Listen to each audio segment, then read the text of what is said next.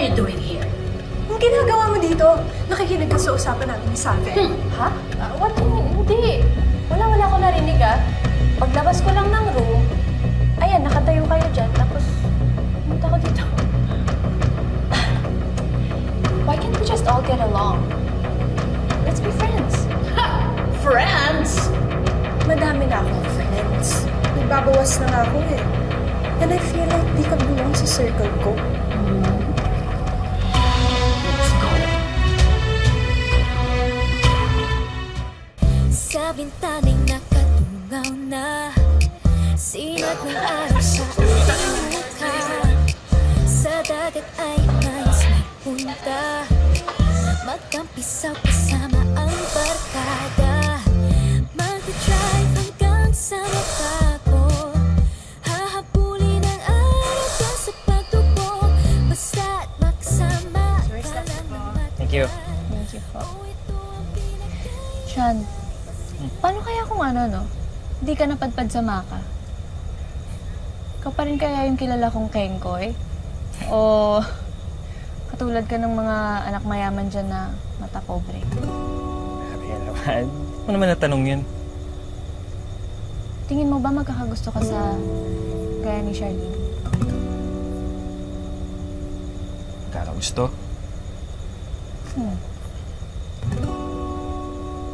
Siguro. Wala pa naman nung nakikita sa kanya na hindi ko dapat magustuhan.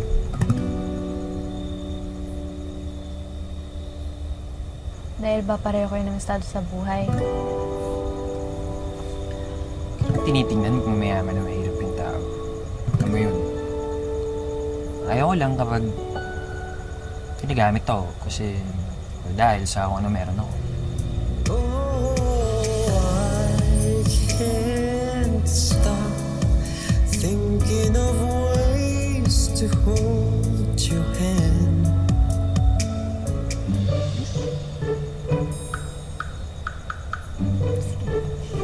Thank you.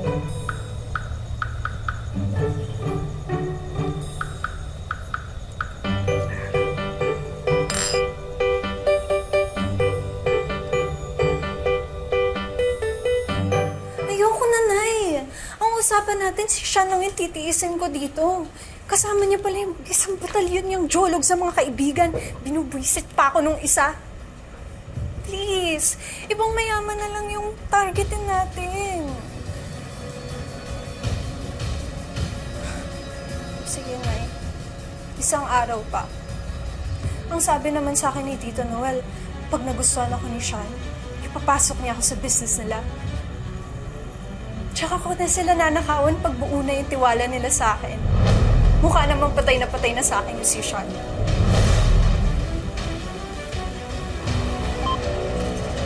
Shanti? This time, narinig ko ng lahat. Ginagamit mo lang si Sean at yung tatay niya. Inaabuso mo yung kabaitan nila. Kabaitan? More like pagkauto-uto! At huwag kang magsalita na parang ako lang yung manggagamit dito. Lahat kayong mga hampas-lupa niyang mga kaibigan, mga linta! Ano nagsasabi mo dyan? Ano nangyayari dito? Sean, narinig ko si Charlene. Ginagamit ka lang niya para makuha yung loob ng tatay mo. Para makapasok siya sa negosyo niyo. Ano? Sean, pag nangyari yun, peperahan ka lang niya. Pera lang ang habol niya sa'yo, Sean. Sean, alam ko kung bakit ako sinisiraan ni Shanti. Kasi may gusto siya sa'yo. Ha? At alam niya kung paano tayo guguluhin. Alam niya yung trauma mo about sa kidnapping sa'yo before nung bata ka, di ba? At nagalit ka sa mga taong pera lang yung habol sa'yo. Kaya yun yung ginagamit yung bala against me now. Shanti, pinakasamahan ko kayo ng maayos. Lalo na ikaw. Bakit mo ko binabaliktad? Aminin mo na, Shanti. Ikaw yung totoong mahirap, kaya ikaw yung may habol sa yaman ni Sean. Hoy, hindi totoo yan. Manggagamit ka na nga. Sinungaling ka pa. Sinungaling? Hindi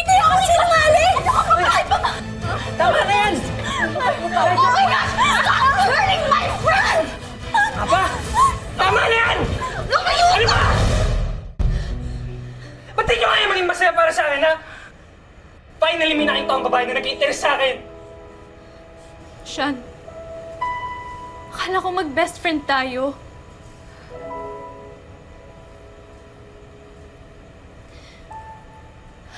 Pero baka, hindi mo talaga ako ganun kakilala. Para hindi ako paniwalaan. Shanti.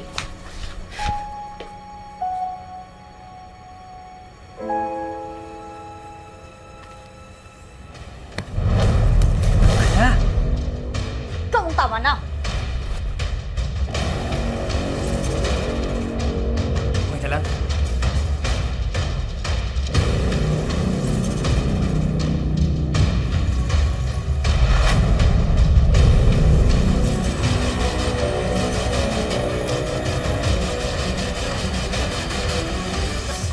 Ganda mo. Grabe. Hi, Tito.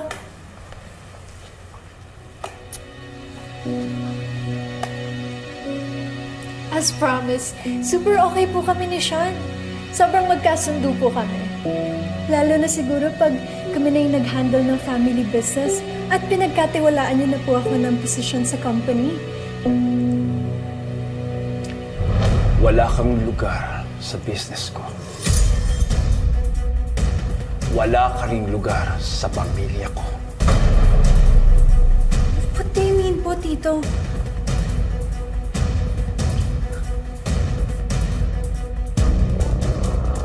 Well, I don't like him, but I love his money. At gusto ko ni Tito Noel for Sean. Kaya kailangan namin yung yaman nila. Ultimo pakisamahan ko si Sean para maihahalin kami sa hirap.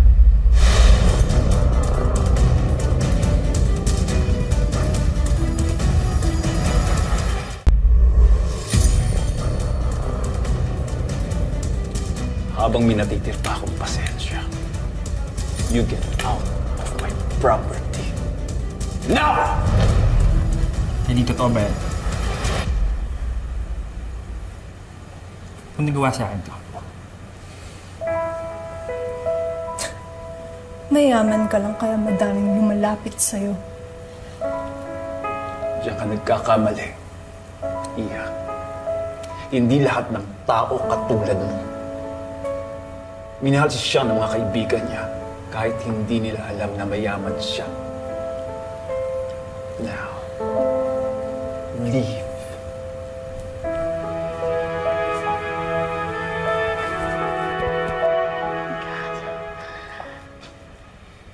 Sir? Bye-bye.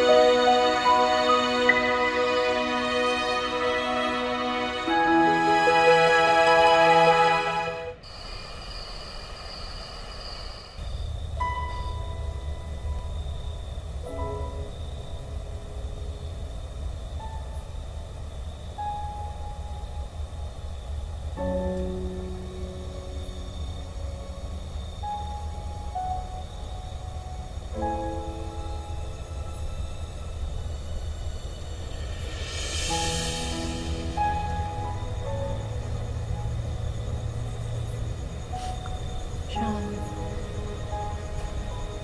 Alam mo, galit ako sa pera. Kasi yung dahilan ba't nalagay ako sa baha ko. Pati yung rason bakit napilay sila. Tapos ngayon, akala ko may nakagusto sa akin. Tapos ayun, pera lang pala yung habol sa akin ulit. Akala ko may naggusto sa akin. Kahit ganito, okay ko, patawa. Pero wala eh. Magkakagusto kaya sa akin dahil sa kung sino ako at hindi dahil kung anong meron ako.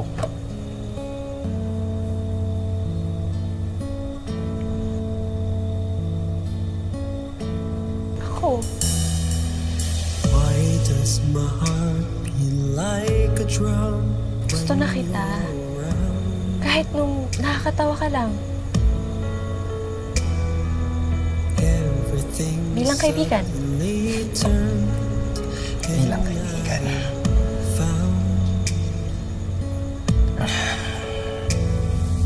What does it mean Pero when you look we at can still get to know each other better naman, di ba? complete? Is this love or is it just infatuation? This is not infatuation.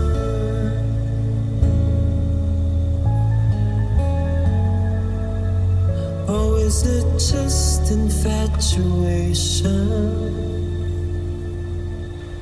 Ano ba nangyayari? Bakit hindi pa rin tayo umalis?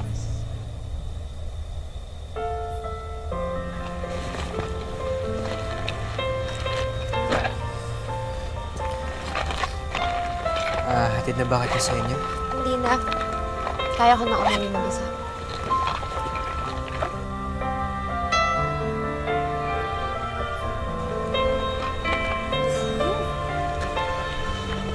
Oh, basta. Ayos bro ah. Hey, Anyari? Asa yung partner mo? ako nga pala yung partner ko. Shh, wait lang. Wait lang kayo dyan!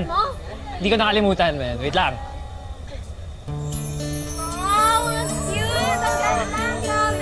Okay. Ayan yung partner ko, pare. Sobrang bagay. Bagay kayo. Bagay. Pero mamaya natin pag-usapan pagkatapos ng posisyon, okay? Okay ba? Ready na? Yes. Tara. Why does my heart beat like a drum?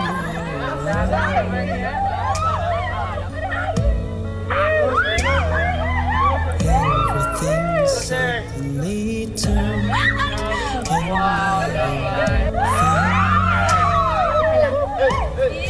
Na-fall na sila sa isa.